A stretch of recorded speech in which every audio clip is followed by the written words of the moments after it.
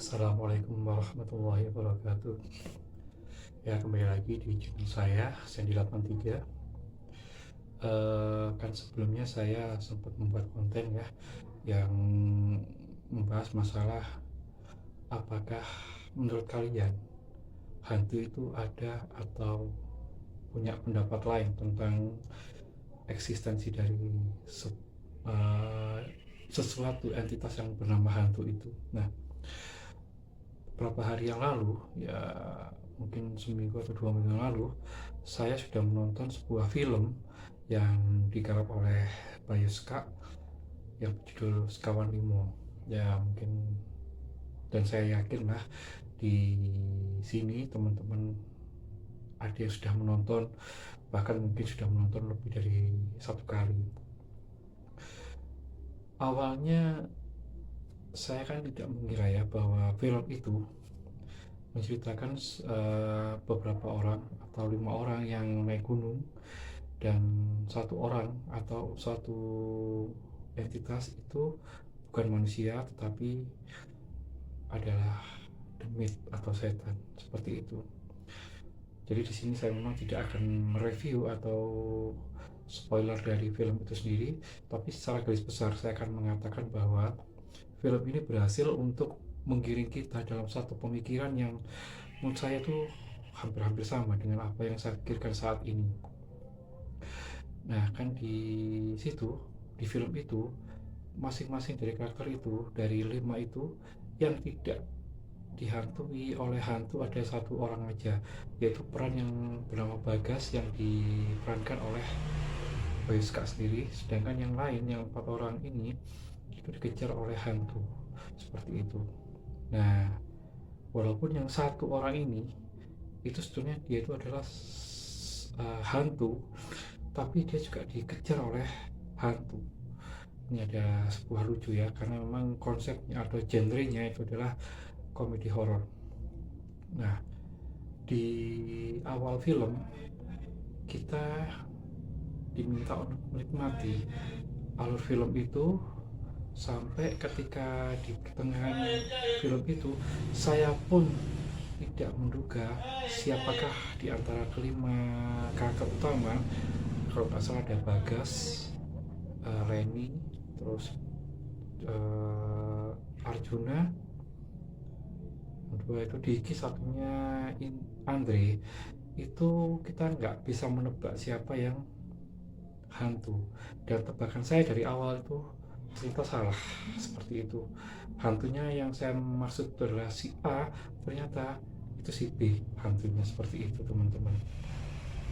Nah, di film ini yang tadi saya udah bilang bahwa si Bayu Ska itu berhasil membungkus komedi horor ini menjadi sesuatu yang memiliki nilai, yaitu tentang pemikiran dia apa yang dimaksud dengan hantu itu. Oke, ternyata hantu-hantu yang mengejar dari karakter-karakter itu, selain Bagas ya, itu ternyata adalah trauma dari masa lalu yang dia masih belum bisa berdamai dengan dirinya sendiri. Jadi ada satu karakter itu yang diperankan oleh Fasa atau siapa, pokoknya karakter di situ namanya Diki, itu dikejar oleh hantu manusia yang dulunya adalah debt collector yang terus mengejar dia, seperti itu. Nah, dia itu masih belum bisa berdamai dengan apa yang terjadi di masa lalu, maka hantu yang berbentuk debt collector itu mengejar dia sampai saat itu. Nah, mitos di gunung fiktif bikinan Baliska itu, mitosnya adalah kita tidak boleh menengok ke belakang. Tapi di akhir-akhir film itu justru menjadi sesuatu yang menurut saya itu kontra ya dari yang depan.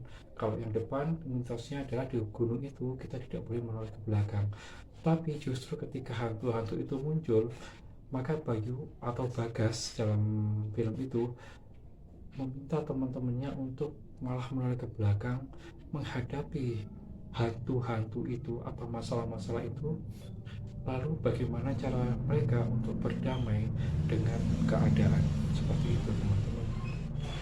Ya, menurut saya itu relate banget. Mungkin ini adalah salah satu definisi dari hantu itu sendiri. Jadi ya, hantu dalam film ini adalah trauma masa lalu yang terus mengikuti kita, terus menghantui kita, dan kita tidak mampu untuk menghadapi, untuk menyikapi dari rasa takut yang timbul dari dalam diri kita sendiri. Saya sendiri juga awalnya itu merasa bahwa untuk tampil dalam sebuah konten seperti ini itu adalah sebuah hantu.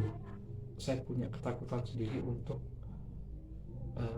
menampilkan wajah gitu. Sekarang saya udah mencoba untuk memberanikan diri untuk tampil, dan insya Allah ke depan saya lebih berani lagi untuk berbagi wawasan dan ilmu atau pengalaman saya secara pribadi.